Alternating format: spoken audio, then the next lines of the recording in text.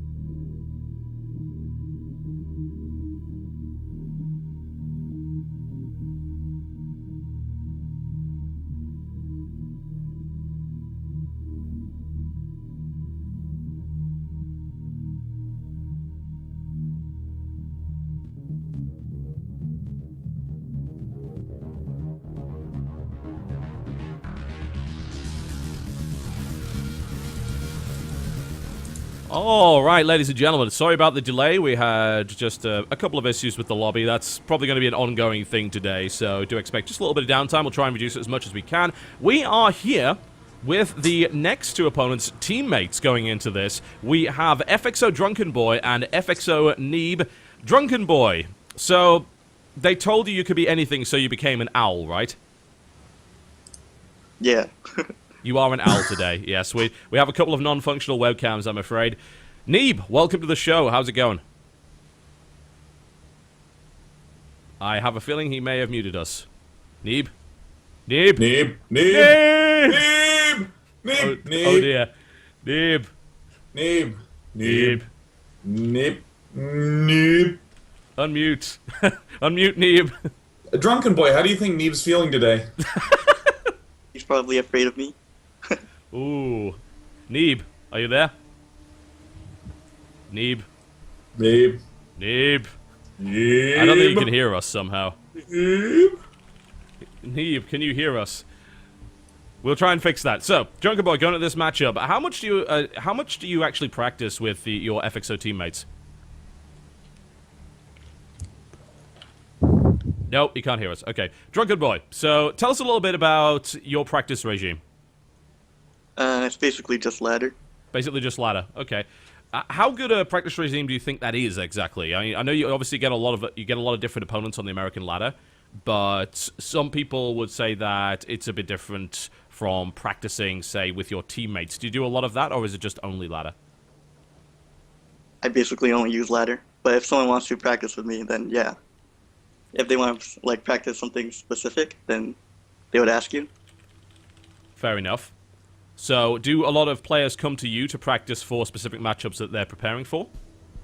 Some people. Like, Suppy asked me for practice before his WCS match. Ah. Now, you are known a little bit for some aggressive one-base builds. Do you think Suppy chose you because Heart also has a reputation for that? I'm not too sure. Probably just because he needs TVZ practice.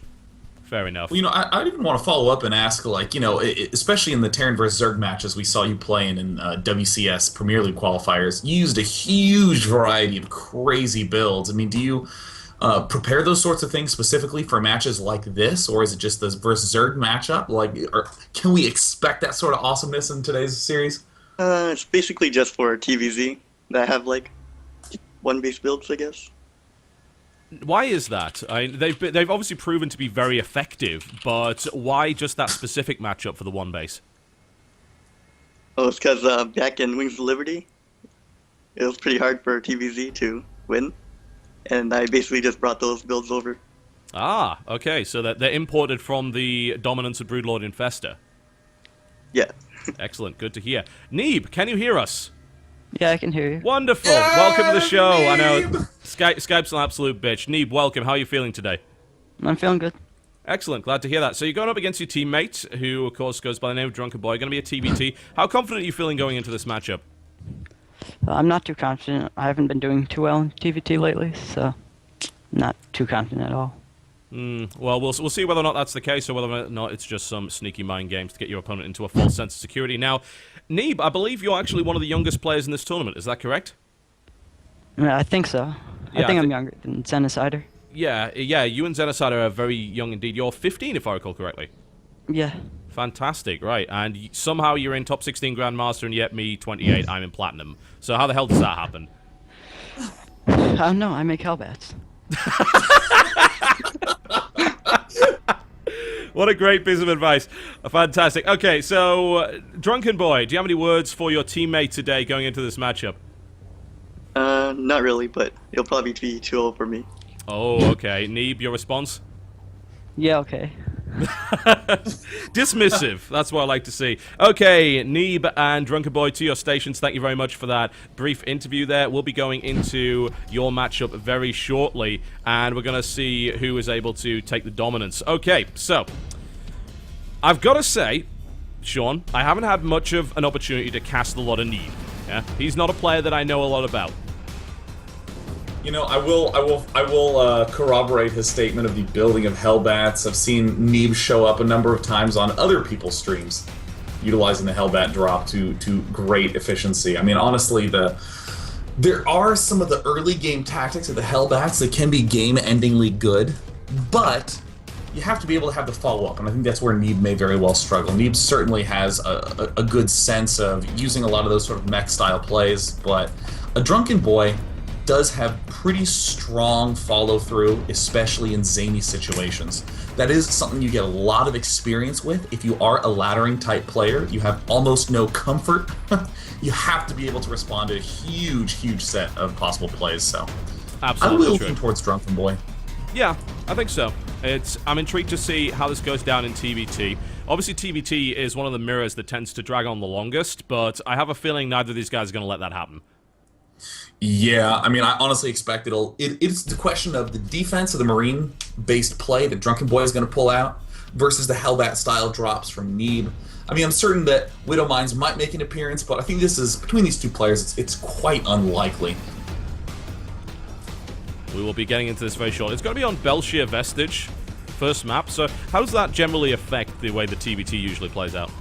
Well, Belshire Vestige is a difficult map to play a Terran vs. Terran on. There's the rocks in the middle, which means that you don't really have a center. You have the left lane and the right lane to move along. So there's very often situations where a player will begin moving down the left lane and a small drop will happen at the right side. Those sorts of harassments can be really obnoxious. The main is also ripe for a lot of dropping, so it actually looks kind of like Zerg versus Zerg in a number of ways, where in Zerg vs. Zerg, you have to scoop out vision control the middle to make sure you don't get muta or lane counterattacked. With this way, it's the same thing. It just kind of happens in slow motion since it's Marine tank instead of Mutalisk. Alright, well here we are, folks. We have arrived on Belshire Vestige for our first team kill of the day. Could be the last, but we will see how it turns out. One of these guys will be going through to the winner's bracket and will, of course, face Gozu User. One will go down to the loser's bracket and face Hendralisk. I don't like the possibilities for either player, honestly. Those are really strong opponents, but we'll see how it turns out. Here we go, in the southeast position, in the red trunks. Playing Terran, he goes by the name of FXO Drunken Boy. Oh, yes. I think Clutch probably relished the notion that in his typical announcer style, he could say FXO Drunken Boy. Unironically. And I gotta give a lot of props to his opponent up in the top left, who's already very adequately paired up most of his workers. Very difficult to do really swiftly the way he's doing, but it makes sense. He's a top 16 Grandmaster. His name is FXO Neeb. And the only time you'll possibly ever shout FXO Neeb in the middle of a match, but hey, there you go. And hello. He did mention Hellbats, and that is a refinery first here for Neeb. Really love the refinery first plays in this matchup on this map. One significant bit of terrain that I didn't mention is look at the natural expansion, like at Drunken Boy's front. That is such a hard space to contain. Early expands are actually kind of a bitch to defend, quite honestly. Yeah. The huge space in the main, the huge space at the front, drops, everything. Really, really vulnerable. So we do see players be a little bit more conservative with their openings. This play we see coming up out of Neeb can transition into Banshees, which is pretty much fine on almost any map, but I'm especially looking forward to Hellions and or Hellbats. Which we may very well see. Now, both of these guys electing to use the supply depot with the optional basic DirecTV attachment. What? Oh my god. How do you get that? I think you just have to play a lot of Terran. I haven't got this yet, so obviously I've not been playing a lot of Terran, but you can get it. It's absolutely pointless. Why would a supply depot actually have that kind of functionality? I have no idea. I don't know, sometimes you need to communicate with other people about what barrels are being stored in you or something like that. I don't know, that thing's awesome, man. I want that. You will never ever say that phrase in real life. You realize that, right? Sometimes I communicate with people about the barrels that are being stored inside me. Dude, no, why not, man? Maybe I went on a run to Costco and I want to broadcast to everyone, but I'm in the woods somewhere. Think about it, TV. I'd prefer not to, if it's all the same to you. Think about me going to Costco and buying like a 2-gallon barrel of pesto. Because I thought the pasta sounded good one time. I like pesto, but I'm not sure I like it that much, honestly. Wow. Well, let's 1v1 pesto at some point. We should.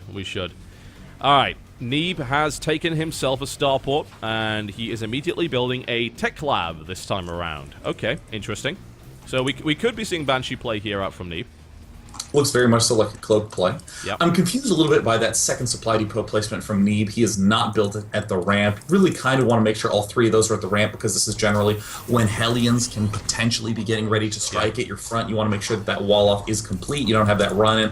And wow, Drunken Boy's actually going for mines straight away. Okay. Don't really see this sort of play where players rush for mines. You'll see Hellions and then on up into mines, but wow, look at this. Looks like Drunken Boy will be the one heading towards Hellbats right away. Indeed. It seems like it's a little bit more of a defensive Hellbat play, the notion that you don't rush straight into Hellbats, you get a couple of mines out, and then you go for the Hellbats. And perhaps he was expecting some aggression from Neeb.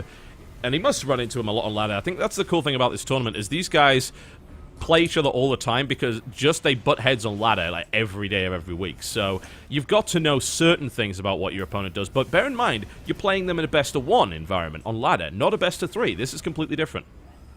Yeah, the best-of-3 logic is wildly way different. I mean, you have to be willing to do these sorts of crazy, risky builds. I think Neeb is doing everything pretty standardly. The mine is a kind of new addition that players are incorporating into these Banshee openings. It allows you to get an expansion a little bit more comfortably. Yeah. However, Drunken Boy, if one of those mines connects with the Banshee, that's it. Banshee's done. Yep, it is roasted. And the mine play, of course, is absolutely wonderful against a non-cloak play. But if Neeb was to cloak earlier and there were no scans available, then those mines aren't going to do diddly.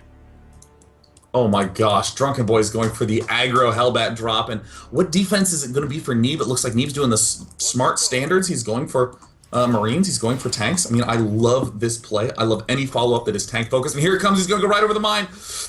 Oh, he takes a hit. Doesn't quite take him out, though. That's 125 damage, not 140. So it will live for the time being.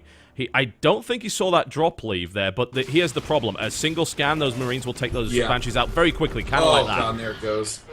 Nicely shut down. Yeah. It's exactly why that mine opening is so strong. You don't kill the Banshee, but you effectively shut down any utility that it has. Drunken Boy's been spotted. Yes, he has. Admittedly, he did force an early cloak from that Banshee to the point... Oh, there goes one. Oh, he takes down one medevac. Let's try and take the second, but now, of course, he has to defend against the Might of 4 Hellbats. The tank is not quite out yet. If Neeb can actually just play Ring Around the Rosie here and avoid this and then get the tank in play, he'll actually be okay. But with 4 Hellbats, that tank might go down. He's repairing as much as he can. SCV's coming in. Quick pickup. Great micro here by Drunken Boy. In the meantime, the Banshee has made its way in. And Neeb GG's immediately... 8 minutes in. Wow, that was brutality right there. You know, I mean, that's the sign of a very strong build. The style of build that we see coming out of Drunken Boy. I mean, the goal of it is not to end the game right then and there. Yeah. The goal is to stay alive and to deal damage while providing you time to get up an expansion. Certainly an aggressive style, but... man, having the mines in just the right place, having that build aligned just right. I mean, Neeb walked right into a perfectly poised counter. It was just nothing that could be done. Yeah, and that's the most important thing to know, isn't it? It's just like he knew exactly what his opponent was going to do, where it was going to come from, and as the mine connects, yes, it doesn't kill it, but it renders that Banshee basically useless, because there is no way you are getting out of a scan in that situation, because just a little tickle is all you need to bring that Banshee down. The second Banshee comes across the map, spots the drop coming in. The tank was coming in, but it wasn't quite early enough. Yeah, if that tank was out at the start, that could have been an entirely different game. If it was out just maybe 10 seconds earlier, but it wasn't. The timing wasn't there. And as a direct result, Drunken Boy sweeps through the first game really easily. It's a hell of a difficult spot to be in. I mean, the Banshee... I mean, Neeb kind of needed to keep the Banshee at home. It would have been a completely unavoidable defensive tool for Drunken Boy to deal with. He just had to lift up and head home. But, I mean, if you lose Banshee number 1, you suddenly get that fear in you. Oh, my gosh. I went for Banshee tech, and now it hasn't done anything. I have to make this next Banshee be amazing! And then, you know... It's tough to make the decision to play defensive as a follow-up, but I mean, Neeb could very well just readjust his build, maybe do the exact same build. I think it's a little bit ironic that he said, well, I just build Hellbats, and then he lost the Hellbats. Yeah, that's very, very true indeed. Unfortunate, isn't it? But as you said, yeah, there were a number of different possibilities. It's unfortunate the tank came out a little bit late, but I think actually the right call as soon as that Banshee passed would not have been to engage Cloak and gone straight ahead, would have been to turn back. Bear in mind that he met about... It was already on his opponent's side of the map, right? These medevacs were already heading into Neeb's base at that point, so it wouldn't have been too much to turn around and say, alright, my Banshee's here to help out, and maybe, just maybe then he lives. But shoulda, woulda, coulda, and that was well executed there by Drunken Boy. Yeah, I mean, there's a lot of tough reads in that spot. I mean, especially seeing the starport with the reactor, there's exactly one build that needs a reactor and starport that fast. And it's a Hellbat drop. No other build demands that. So props to Drunken Boy for a brilliantly executed build. Neeb, once again, is going to have to be on his toes. Drunken Boy has such a range. Yeah, he does. He really, really does. That was a very basic, one-base aggressive build. Nothing wrong with it at all. But with a slight defensive edge to it. Like, it wasn't all out, we're gonna murder you and just beat you around the head with a brick. It was more, we need to prepare for the possibility that our opponent has a knife, and we need to make sure we're ready for that before we beat him around the head with a brick. And that was really nicely put together there by Drunken Boy, I feel. All right, we are going into the next game, folks. We're not going to take a break here at all. I see no reason. We're just going to go straight into it, especially if the second game ends up being as quick as the first. No real need to hang around. So Drunken Boy currently leading 1-0. I wonder if we will see that same build. Acheron Wastes changes things up a little bit, though.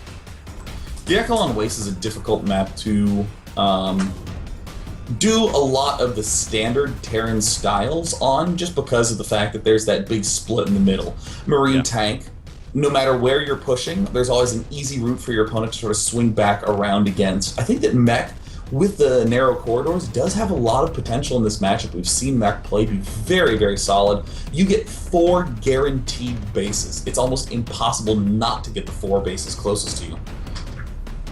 Well, we'll see. It may end before a second base is even put down. Who knows? Yeah, I mean, I really like that build. I mean, you cover so many possible angles. I mean, you have the wall off at the front, so you deal with Hellions, and then you can reposition your Widow Mines to continue to fend them off. You have the Marines out early enough to get defense against Reapers. I mean, you'll note that he did not go gas barracks. He went for barracks, then gas, and that gives him the 2 Marines to be able to defend against Reapers. Following it up with the very, very swift Widow Mines protects him against delayed Reaper. And then he gets the extremely fast Hellbats for pretty much everything else. If your opponent early expands, well, you exploit the fact that he's split into 2 regions. If you're up against Banshee,